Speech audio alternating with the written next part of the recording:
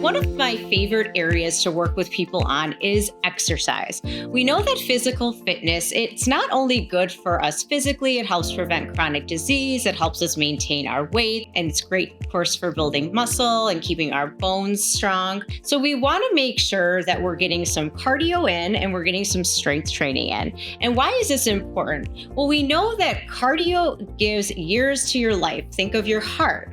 Well, strength training gives life to your years. So you want to be able to do things as you get older, like walk up the stairs, get up and down on the ground with your kids or your grandkids. So adding in both some cardio and strength training is really great. Also, it can be helpful with boredom. So if you're someone that needs more variety, there's so many things that you can experiment with.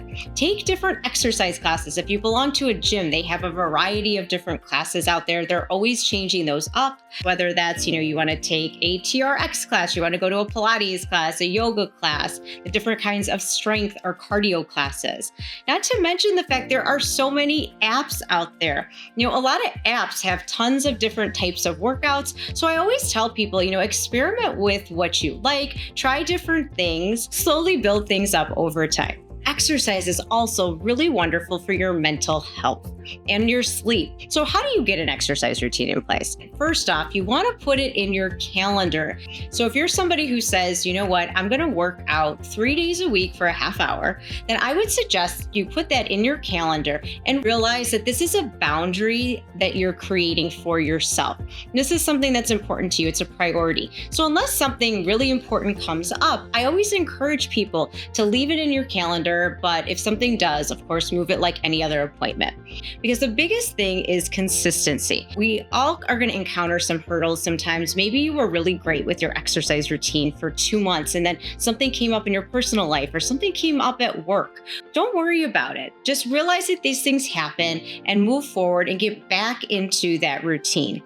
And if you have a routine, you can always shorten your workouts or plan for it when you need a little bit of flexibility. So for instance, I work with a lot of business travelers. If you're somebody who's traveling, maybe you can't get in that half hour or that hour workout that you had planned at the studio by your house, but you are able to just do, 10 minutes or 20 minutes, go for a walk while you're traveling. That's a great way to maintain that exercise routine.